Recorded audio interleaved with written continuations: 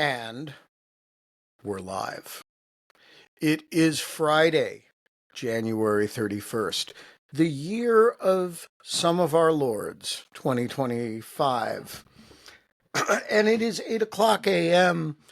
I wish I could tell you the sun was shining and the birds are chirping, but as I look outside, I can say definitely that the sun is not shining in Washington, D.C.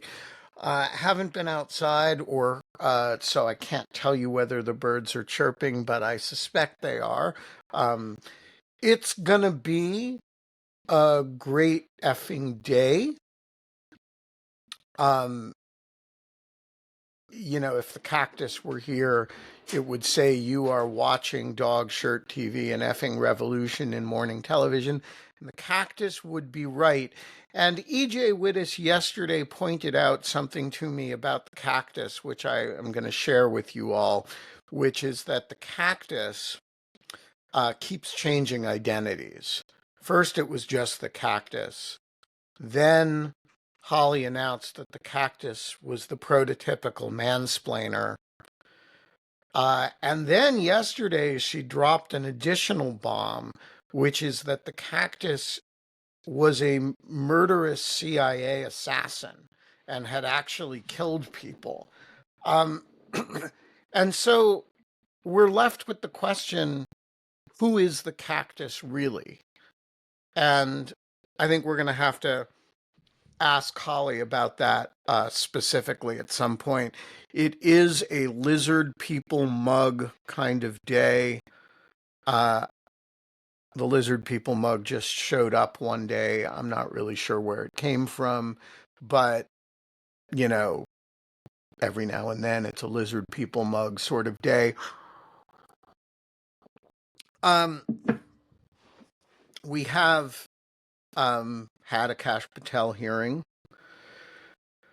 We had a whole discussion of it on Lawfare, so I'm not going to repeat all of that, but we may talk Kash Patel a little bit today.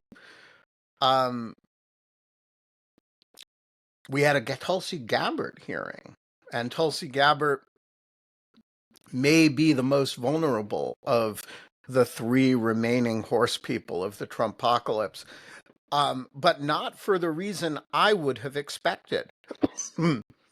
She's not vulnerable because, she's grew up in or is part of a cult. She's not vulnerable because she's, very tolerant, let's say, of Bashar Assad. She's not vulnerable because she spouts RT propaganda. She is vulnerable because asked 6 or 7 times whether she thinks Edward Snowden is a traitor, she kind of refused to answer the question. Well, that's dumb, Tulsi Gabbard.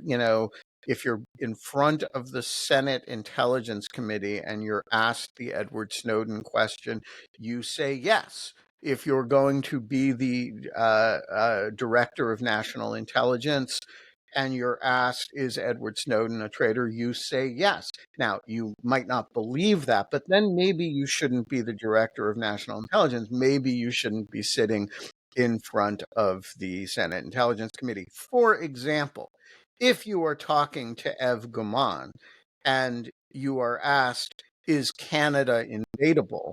You say no.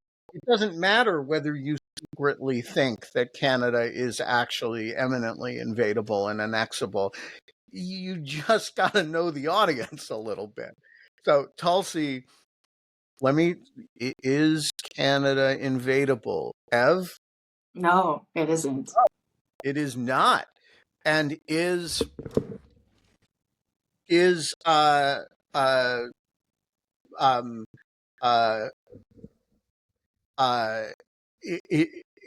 Edward Snowden a traitor? Oh, yes, he is. Yes. Yeah, that's the correct answer. In that context, it's not these are not, you don't hem and haw about that. If you're in front of a stadium full of uh, you know um, Gen Z uh, um, and millennial women, and you are asked, "Is Taylor Swift the greatest?" You say yes, and then you show beads. You don't say, "Well, I'm really partial to Johann Sebastian Bach myself." There's just right answers in certain contexts. So Tulsi Gabbard may be in trouble. Kash Patel does not look like he's in trouble, notwithstanding uh, an incredible record of, um, let's just call it, lack of candor before the committee yesterday. So there's no logic to the world, and I invite you all to take a look at the Good Morning image on Dog Shirt Daily today, where you will find a picture taken yesterday by and made public by Adam Goldman of the New York Times of the current spate of redecoration going on at the FBI's Quantico Academy. We are painting over important words like integrity, fairness, compassion, leadership, because they smack of DEI. And I just want to say that's correct. You wouldn't want an FBI run by Kash Patel that was purporting to be fair or compassionate or any of those things. So, truth in advertising. And speaking of truth in advertising, we have Eve Gaumond, who said she was going to be here today and is. And that is an example of truth in advertising. We're painting over the words, uh, you know, what words are we painting over, Ev? Reliable, on time. Okay. Right, we're painting over, but we're not painting over lizard Lizard people. people.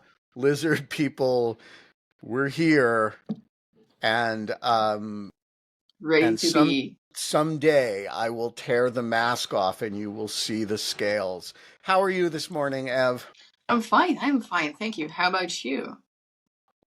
Well, I had my first ambiguous COVID test this morning. Oh, I woke up, was drinking my first cup of coffee, did my COVID test, and I was told while I was sitting on the couch waiting for the timer, it's positive again.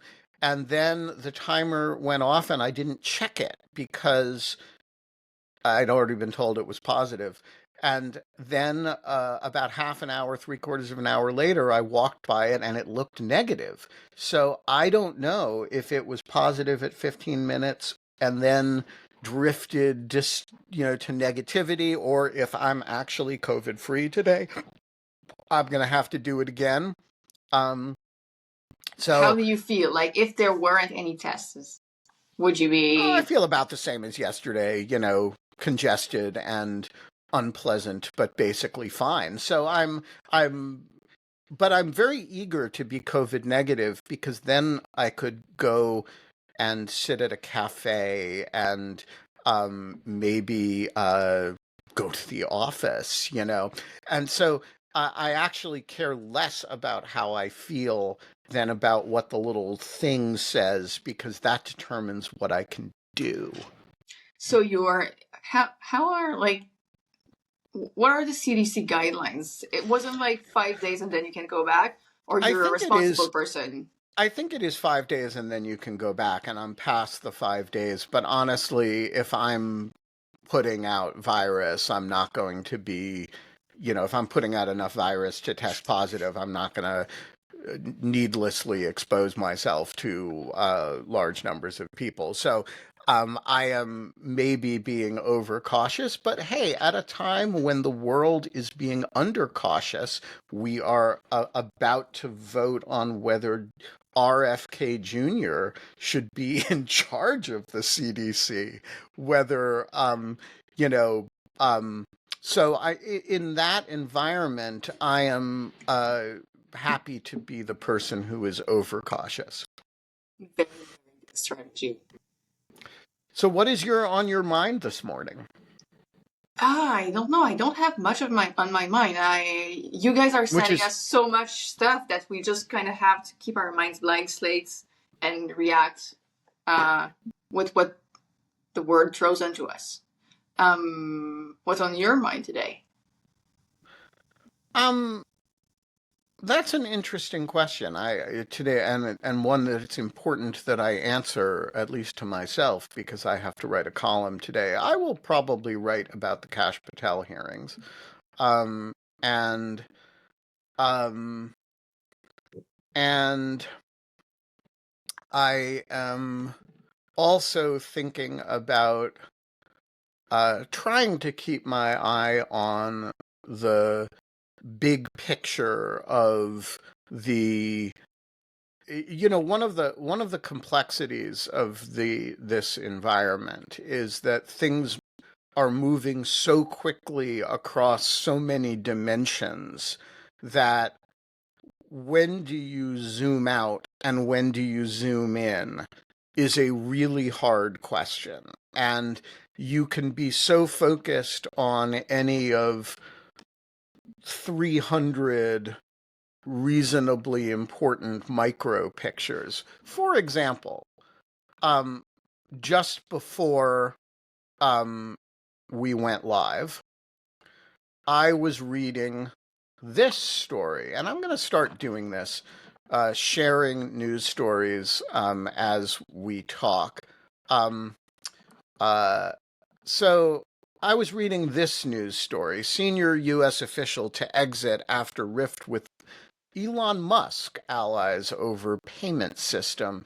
So this is one of the top Treasury Department career staffers, and he is stepping down because um, uh, Elon Musk's people wanted access to material in a sensitive payment system.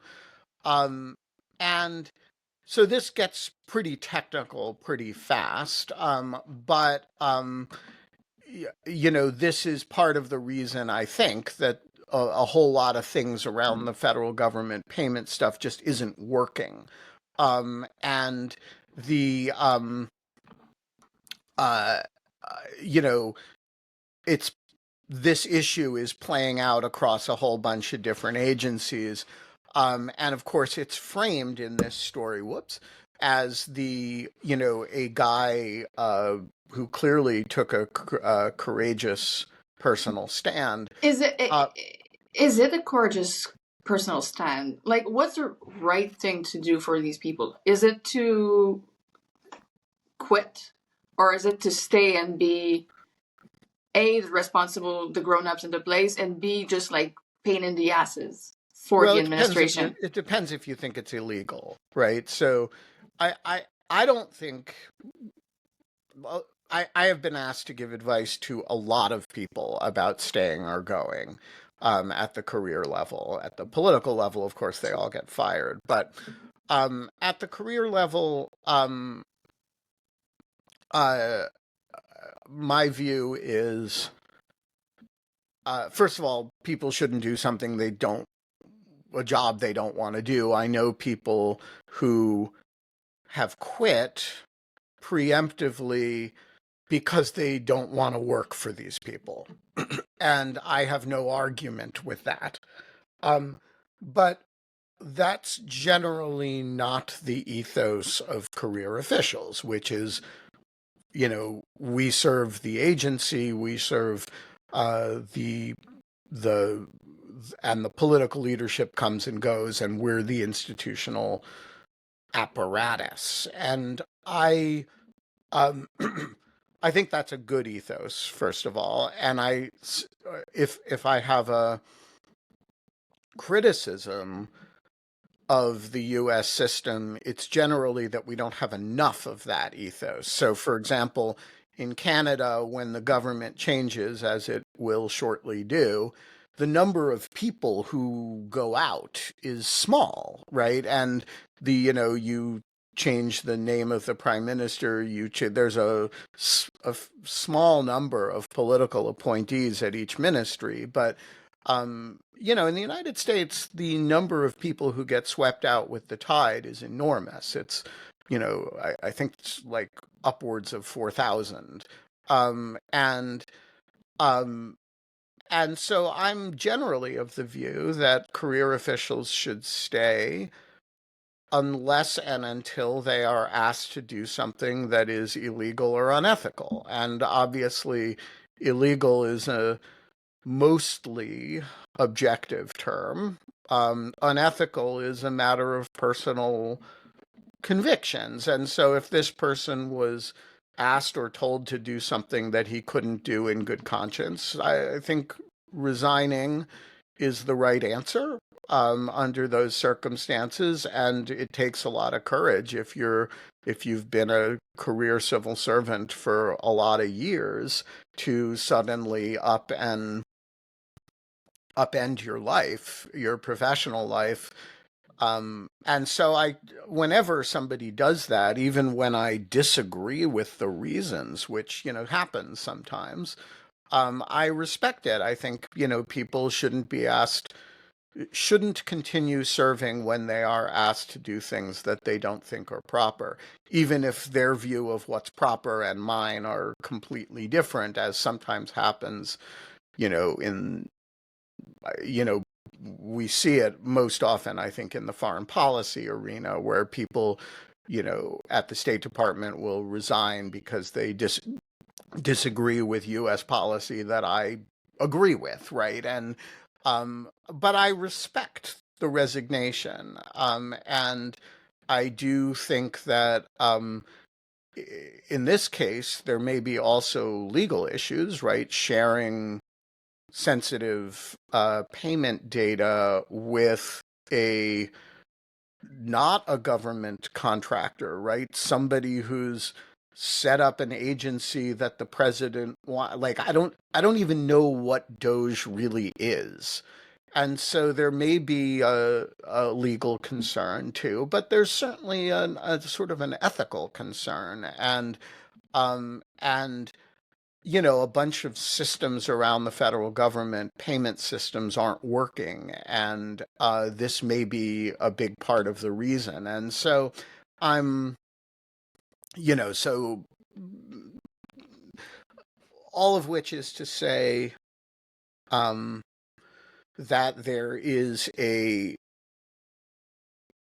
you can bore down really specifically on this or on something that Kash Patel said yesterday that may or may not be true, right? Or on the stoppage to payments to Ukrainian media that's causing a whole bunch of people, as Nastya described yesterday, to panic in Ukraine, or you can get very, very narrow, or you can zoom out. And both are really important to do because it's important to understand the specific effects. It's also important to understand, is there a strategic logic to all of it? Is it working, right? Is this just an administration blinded by its own incompetence, by its own ideology into incompetently flailing? Or is there is there an intended effect that's actually happening? Or is it a combination of the two? Both of these are really important questions. And when to zoom in and when to zoom out seems to me to be really the hard part of the whole thing. Yeah, that was actually the thing that I wanted to do with you today, like taking a step back and thinking about like day 10 of the administration, like what do we take out of it? But before that, I would have one question. With respect to the guy who resigned, you seem to be describing the reasonable thing to do, like stepping out, resigning, seems, when you're asked to do something illegal or that you don't agree with, seems to be the reasonable thing to do in Not a. that you don't agree with. I think civil servants all the time get asked to do things that if they were the person in charge would be different. The issue is not whether you agree with it. The issue is whether you think it's unethical for you to do the thing that you have been told to do. Right. Resign when it's unethical. That's. I'm wondering if it's the reasonable and right thing to do in a normal-ish administration, and when we're dealing with batshit crazy stuff, if the standard should be like, I'm gonna refuse to do it until they kick me out. So I don't think that those are as different as you say. So I do think there's a place for slow walking orders, or for, whoever sent this must be drunk. Let's see if they feel the same way tomorrow. Um, but a bureaucracy, and I'm not saying people shouldn't do that stuff. I'm saying you do all that stuff. You say no to Elon Musk and his people, and you say, we can't do that, it's improper, it's illegal. You have that conversation and you lose. So you've sort of exhausted all of those possibilities already. And then you face a choice, either implement it or go. So I'm pricing in all the stuff that you've described. Now, maybe the right way to do it is refuse and get fired. I'm not picky about how you do it. It seems to me what you can't do is implement stuff that by your lights is unethical to implement, that may be illegal to implement, that and whether you choose to say, no, I refuse, do with me what you will, or I quit, I'm not doing that, I consider that a much less important question, and frankly, probably roots itself in what your relationship with the, you know, so for example, if I were in that situation and somebody above me were somebody that I had a decent relationship with, that I didn't want to make trouble for, but I was in an impossible situation, I might say, I'm just going to quietly step out of the way and you guys do what you have to do, but I don't want to have anything to do with it. If it's somebody I thought was a really bad person, I might quit in protest and write a public letter, right? If it was somebody who I really wanted to force them to take responsibility for it, I might just refuse, document everything, make them fire me. Right? But I think that really depends on the circumstance. What doesn't depend on the circumstance is, you shouldn't be giving private, confidential, sensitive data to Elon Musk's people without very, very clear legal authorization to do it. And so I guess I feel more strongly about the outcome than I do about the modality of the outcome. Right, right. What do you think? What do I think? It's hard for me to imagine, like, everyone, and that plays into the question I was like about to ask. Everyone is certain that they would not be a Nazi, like, and turns out, well, it's every time such fascism arrives, there are more people that turns out to be Nazi or anything that then people refuse to and resist. I like to think that I would resist, but I have no idea if I would.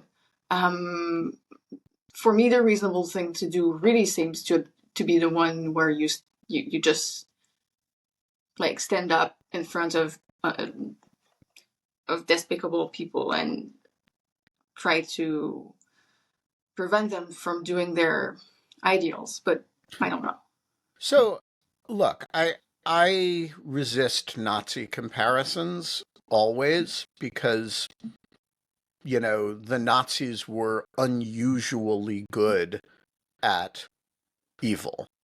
And so let's just say the obligation to not do terrible things starts way before Nazism, right? And I don't believe that the Trumpists are Nazis in the true sense of the word. I do believe they have certain fascist inclinations, but I don't want to split hairs over those distinctions. Um, they have authoritarian and fascist inclinations, and people have an obligation to not facilitate the rise of authoritarianisms long before you're debating about whether they're and let me say, we talk about Ukraine on this show a lot. Viktor Yanukovych wasn't a Nazi. Leonid Kuchma was not a Nazi, but they were people of substantially authoritarian inclinations who really were anti-democratic, and people had an obligation and did get in the way of that, and sometimes with their physical bodies, and sometimes got themselves killed. And so what I would say is, you know, like it would and will take a lot of work to turn the United States into an authoritarian regime. Um, and there are some people who are committed to doing a lot of that work. And it is everybody's obligation to get in the way of that. And now, civil servants have a particular role because they are obliged to do the reasonable, lawful activities of these people who were duly elected, and but they are also obliged as people of consciences to not do the things.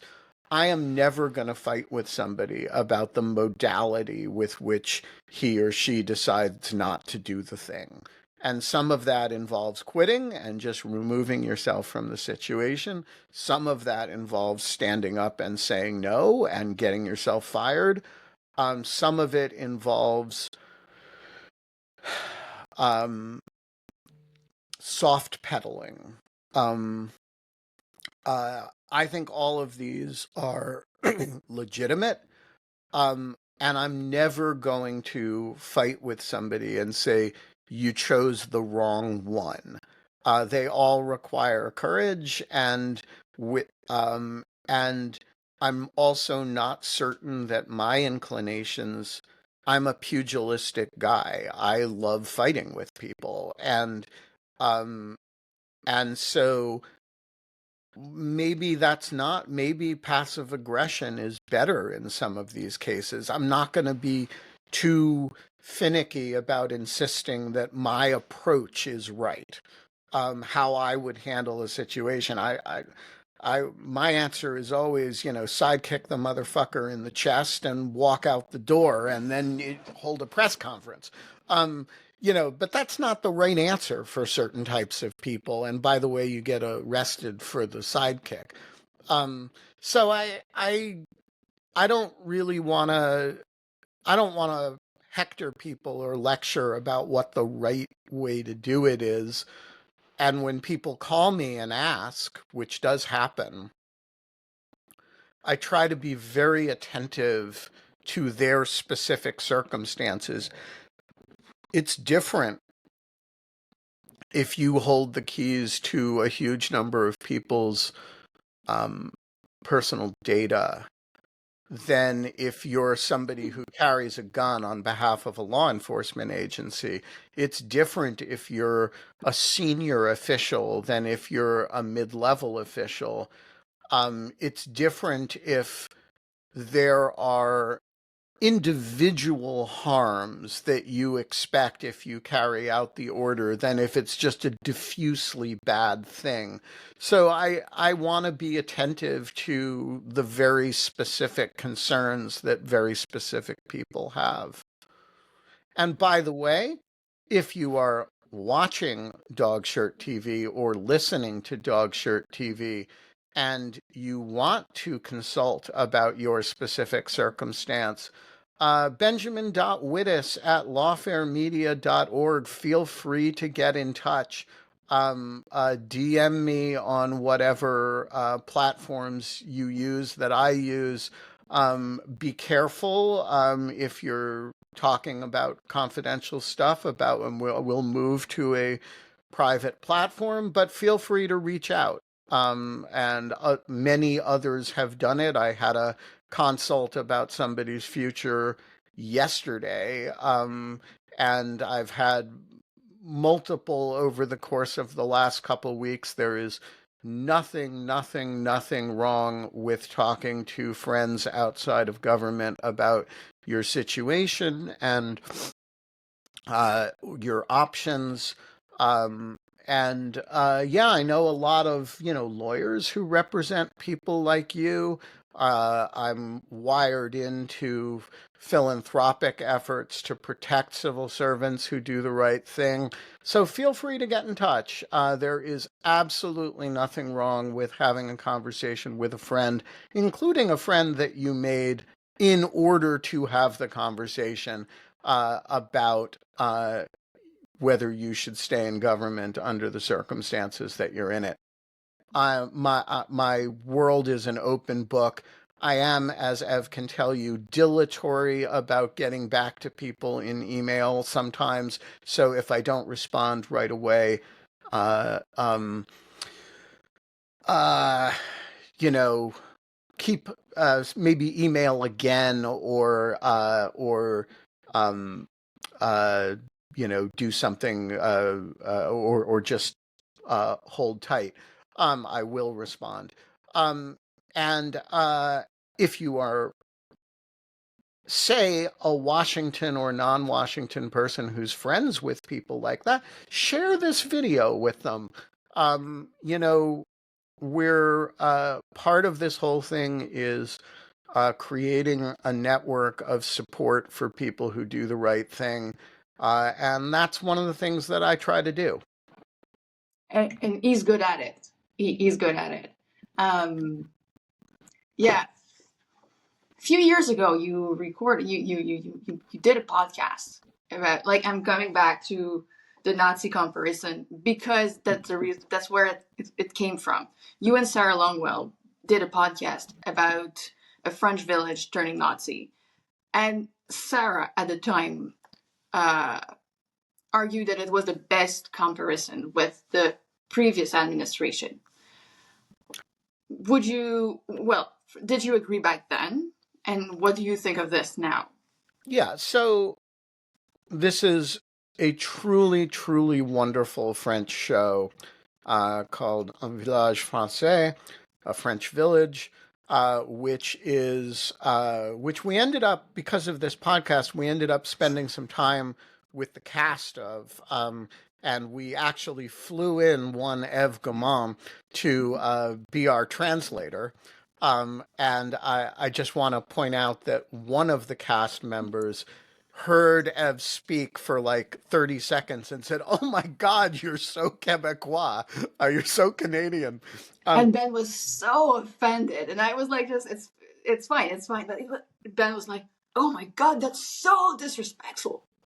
Can I just say in English, the idea that you would say, "Oh my God, you sound like you're from Appalachia," would be such an offensive thing to say. I just thought it was an interesting cultural difference. That's neither here nor there. Um, uh, Look, the the German occupation of France was incredibly brutal. By the way, comparative to the occupations on the Eastern Front, it was mild. But it was, exceptionally violent.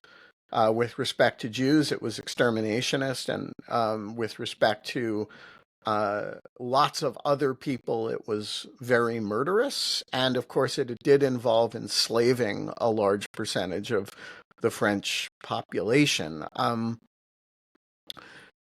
There is no comparison to be made between the first Trump administration or anything that's happened in the second Trump administration and the Nazi occupation of France. And to anybody who doubts that, read a history of the Nazi occupation of France. I mean, there are very few things that compare to it, negatively, um, except for the Nazi occupation of Eastern Europe, which was so much worse. Um, uh, so the comparison is not between Nazis and Trump. The comparison and the reason Sarah and I were interested in this, and I think we were pretty frank about this at the time, was not to compare the situations, but to, as a study in the problem of complicity. How does a French town respond to this thing? Who is excited about it? Who is, trying to go along, get along, and makes what accommodations are necessary? Who is genuinely trying to do the right thing and gets sucked in a fashion that turns out to be quite pernicious? Who is resistance all the way and has no compromises to make? Who is one thing the one day and the next thing the next day, right? And I think as a study in complicity and accountability, it is exceptional. As a show, it is exceptional. As a study of authoritarianism and, in that case, totalitarianism, it's not a useful analogy.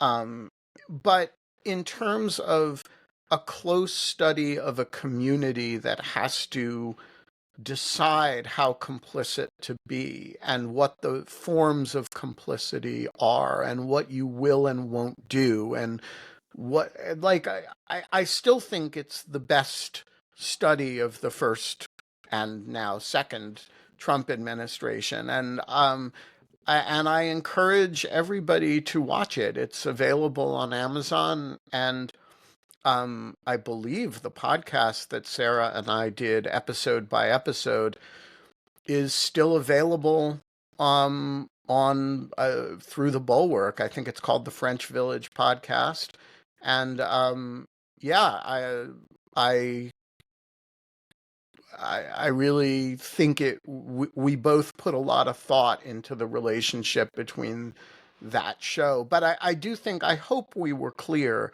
that we were not comparing Trump to Nazis. We were comparing the the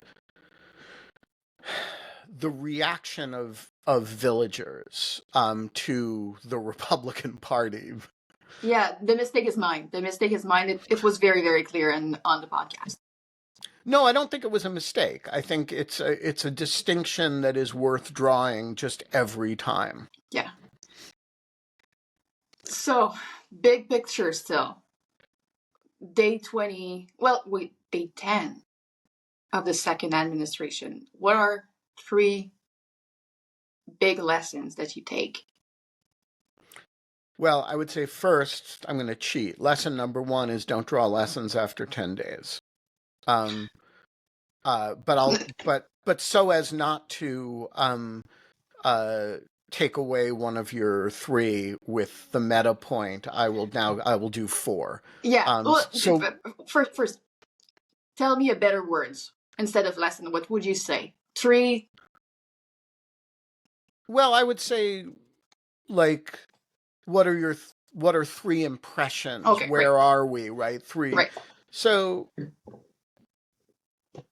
I guess I would say some of it is all very expected, however shocking it may be. There is nothing surprising about the January 6th pardons. There is nothing surprising about um, firing a bunch of Justice Department lawyers, or who it's super bad, but it's exactly what one would have expected. And the shock at some of this stuff, and there's nothing surprising about the nomination of Kash Patel to run the FBI, right?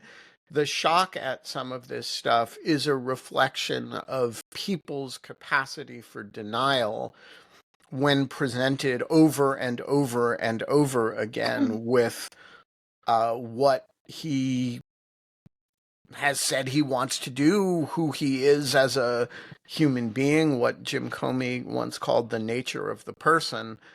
Very large numbers of people seem to have a lot of capacity for denial about that. And so I would say, to the extent that you're surprised, not you, but one is surprised by some of this stuff, shame on you.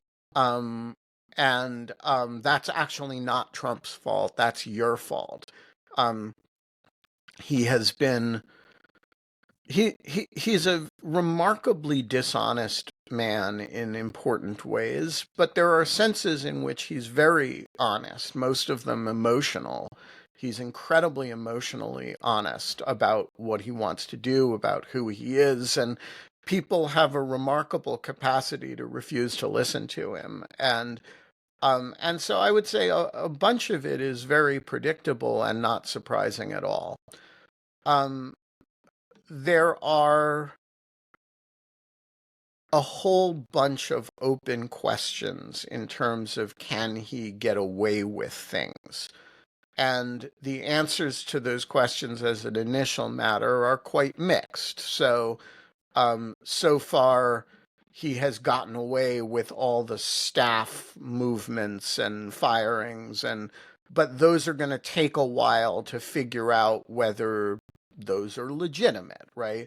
He has so far, with the exception of Matt Gaetz, not failed to get his deranged appointments confirmed. How much of that continues? Are the Republicans really going to hold together about Kash Patel? It looks like they are. Are they really going to hold together about Tulsi Gabbard? I doubt it. Are they really going to hold together about RFK Jr.? I have no idea. Um, and so, a whole bunch of things like that are a whole bunch of the executive orders are in litigation at the very beginning stages, right? And so, are we, if you assume that he prevails in all of that stuff, or in the vast majority of that stuff, we're looking at a very different picture than if you assume he prevails in a small quantity of that stuff or gets his ass handed to him. Some of that is a set of litigation questions. Some of that is a set of congressional questions. And some of that is um, really a 2 years out, how do voters react to that sort of thing? You can get away with a huge amount of it legally and not get away with it politically. And then you have a very mixed picture, right? So legally, there's kind of a revolution in executive power, but in fact, the public reacts strongly against it, and it ends up being sort of Pyrrhic as a victory for Trump. So I guess my um my first impression is the scope and range of what they're trying to do is extremely ambitious, and we have to don't confuse the scope and range of the ambition with the scope and range of the accomplishment, right? And one is very much in evidence right now, and it's easy to see, oh my God, they're doing X and Y and Z. But in fact, wanting to do X and Y and Z, trying to do X and Y and Z are different from actually doing it and getting it done. So that's observation one. Like, observation two is Well, the appetite. before going to impression number two, if he doesn't prevail in all of his litigation, is it a way for him to just like brush off courts and say, see, like I've been elected with a majority, I should have the right to do whatever the fuck I want. So like let's just increase the politicization of courts to allow me to do whatever I want. So I think it sort of depends on what the issue is. Um, simply defying the Supreme Court is very hard, and you have to get people who are willing to do that. You have to, there's a lot of barriers to doing that. And by the way, he's never done it, right? So, um, I think that's a crisis if and when it happens, but unless and until it happens, um, it hasn't happened, right? And I don't believe in catastrophizing, um, you know, so pause that thought, right? That you hold it in the back of your mind, but we're in a different place if that is happening. The only response to that, if it happens, is mass protests. Um, so number two is Impression number two. Impression number one is the ambition is exceptionally broad and exceptionally dangerous. The but we really don't know how much of that is. We shouldn't confuse the ambition with the accomplishment of the ambition. And we've had a week and a half of announcing the ambition, and now is the phase where you get to find out how much of it is actually doable. The second thing that I would I think is really, really important here is there have not been extrinsic events yet. So most administrations don't come in the first week, set an agenda, and then get to live off of that agenda, right? These things happen. So, the most famous example is George W. Bush, who comes in and, thinks he's going to be talking about education and taxes, and then 9/11 happens, right? And often it's not, usually it's not planes crashing into buildings that changes the agenda. Usually it's things like economic performance, it's things like, but it's things you have to react to. And when you have made a giant series of promises that are wildly in excess of what you can do, you do have this little issue of, what happens when Putin does X or Y or Z? What happens when Xi Jinping does X or Y or Z? And we haven't actually seen that yet. Any of the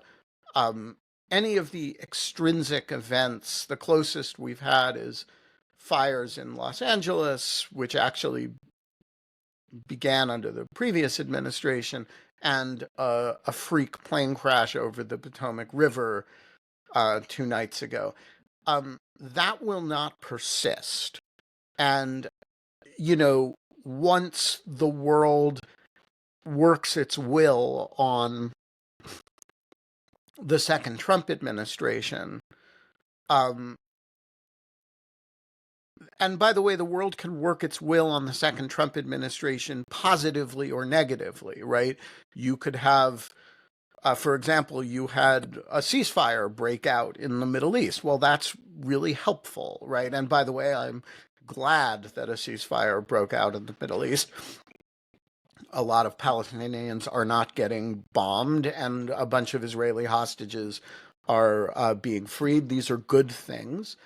And by the way, the Trump administration and transition did good work in bringing them about. And so eventually, your administration becomes defined by the things that happen, not by the agenda that you set.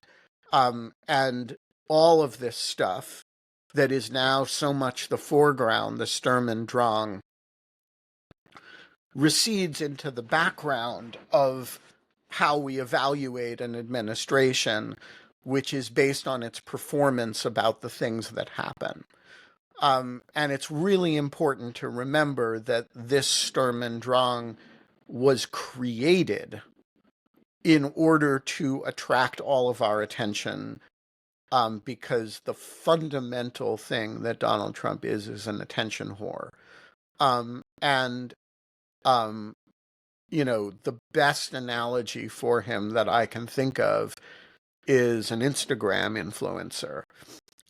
And so I guess I would say that observation number 2 is don't forget that we are actually not going to evaluate the administration on the basis of any of this stuff, except in a secondary sense. We will evaluate it by how it responds to stuff that happens. John Hawkinson. Good morning, Ben. I Good don't mean morning. to interrupt your third item. I just wanted to get into. Well, since we only have 8 minutes, it isn't the nature of the show that you guys get to interrupt at any time. So it is actually a contradiction in terms to show up and then say you don't mean to interrupt. Because anytime you post a question, I'm going to bring you on screen. Well, Eva's here to police our contradictions in terms with her regulatory fervor. So my question for you was, how should we think about these White House directives, be they from OMB or other ways, that say, do this thing to the extent authorized by law, especially, but not always, when there's a consensus that the thing really isn't authorized by law, but then the agencies go and do it anyway. And then when they're challenged, or when, say, the OMB directive is challenged, DOJ comes back and says, well, we said do it to the extent authorized by law, so the directive was legitimate. It kind of seems like we're going here, and I don't know how to evaluate Yeah, it. it's a great question. And number one, it can't be answered in the abstract. It can only be answered with reference to specific things that say that aren't authorized by specific laws which authorize X and Y but not Z, right? So you're accurately describing a category, but the merits of that category, may be quite different. That said, this is relates to my first observation, and it's a very good example of my first observation, which is, you know, you have. Let's take with apologies to Jonathan Rausch, I'm just going to F-bomb this one. Executive order, fuck the so-and-so law, right? We're making America great again. We're doing X, which is forbidden by the so-and-so law.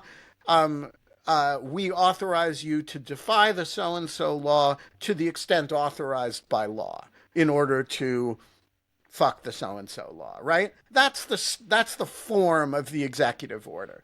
And so day one, you issue that order, and everybody freaks out because you're illegally ordering people to do such and such. And day two, somebody files a lawsuit who has standing for some reason to challenge this thing. And maybe they do or don't have standing, but they claim to. Day three, the Justice Department defends it against a temporary restraining order request, saying, well, it's obviously legal because we're only saying fuck the law to the extent authorized by law. And there are these narrow cases, hypothetically, where they could work. And day 300, we will have a resolution to the question: does that executive order survive in principal part, not at all, or in minor part? And so what you can say now is they're aspiring to shred a whole bunch of laws. And what you can't say until day 300 or day 200 or day 180 is whether they in fact shredded them or whether they beat their chest and issued a bunch of press releases and got their asses kicked in court. Right. And so I think it's a really good example of my point. I think that's fair, but I also think, with respect to your earlier comments about zooming in and zooming out, it's also a little dangerous to wait too long to characterize patterns because that can make it hard to take appropriate action with respect to those patterns when they've finished marching all along the way. So I think you're right, but I also I don't know, and I'm sure you know which specific example is on my mind, but and we'll get some answers on that pretty soon, today if not Monday, but or Monday if not today, but I don't And know. just for those who don't know, you are talking, I assume, about the funding order, right? Correct. The OMB funding memo that was rescinded, but then seemingly is still in effect. Right. And one of the reasons, of course, it's maybe still in effect is that we've screwed up the payment system across a lot of federal agencies. But look, I agree with you in this is the fundamental challenge in this is my third observation, and you've actually led me to it very elegantly, which is the challenge is to know when to zoom in and zoom out. The challenge is to be able to not say, well, because they haven't gotten away with it yet, we're not concerned. We're not concerned until a court okays it, right? We're concerned by the project, but we're not confusing that concern with the success of the project. And so knowing when to go in and say, it's a real problem that they're even doing this, they're even trying this, knowing when to go in and say, hey, I didn't like the way that Kash Patel hearing went yesterday, but also zooming out and being able to zoom out and say, wait, they haven't really gotten very much done yet. And knowing how to balance that so that you're not constantly catastrophizing, you're not confusing the attempt with success, but you're also not eliminating, you're not saying, hey, there's nothing to worry about, because you're not whistling past a graveyard. That strikes me as the super hard challenge of the moment. There are going to be a lot of children named Cassandra this year. I think that's right. But I also think there are going to be a lot of people who think they are Cassandras who are actually people who didn't modulate their anxiety at all. Because I actually think they're going to lose a lot of this stuff, or they're going to have to scale it way, way back. And we're going to end up in a situation, much as we did, by the way, with the travel ban orders, where like the third travel ban I think was terrible policy. I really didn't, there's nothing about it that I will say is good. It is was much less bad than the original travel ban order, and by the way, it was wiped away from the face of the earth within moments of Trump losing power. And so, like, these are the differences between manageable levels of stupid, malevolent policy and unmanageable levels of becoming authoritarian. And I have no doubt that that's the aspiration. And I don't doubt that we should take the aspiration seriously and at face value. We shouldn't be in denial about that. But we also shouldn't confuse the aspiration with the successful implementation. In less than a minute, your three impressions were? Number one, don't confuse the aspiration with the successful implementation of the aspiration. Number two, and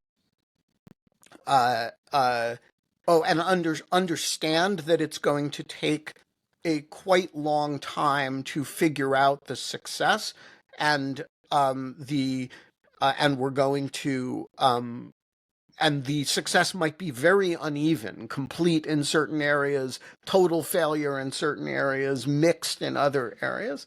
And number three, knowing when to zoom out and zoom in is critical to having a neither catastrophizing nor complacent attitude toward that. I think you skipped over two, which was extrinsic effect, but I'm not sure. Oh, yeah. So maybe there's a fourth, which is remembering that extrinsic events are actually the determinants of a lot of these things, and that we're experiencing the administration without it having to respond to anything yet, not the way the administration will actually go. Right. It was great. Yeah, thank you. So it's really, I guess it's maybe 4 points, or maybe I conflated two of them or disaggregated two in the retelling. Hey, we are out of time, and I did not expect this conversation to be Ev interviewing me or to be about this subject. But that's the nature of Dog Shirt TV. We never really know, except when it's a book discussion, what the discussion is going to be about. It just happens, and you put interesting people on the screen, and you let other interesting people interrupt them, and it is generative and interesting, and one might even say a fucking revolution in morning television, because there's no other place that does anything like it. Folks, by the time I talk to you on Monday, I very much hope I will no longer have COVID. I will no longer have this scruff of a beard that as soon as I am done with COVID, I am going to shave. I will be wearing a dog shirt, because it is Dog Shirt Daily and Dog Shirt TV. And I will be in a much better mood, even if I should be in a worse mood because things are bad or worse. We're going to be back. We're going to be there. I don't know with whom. I don't know about what. I don't know very much. But I do know this. Don't get COVID in the first week of the Trump administration. It's a bad combination. See you Monday.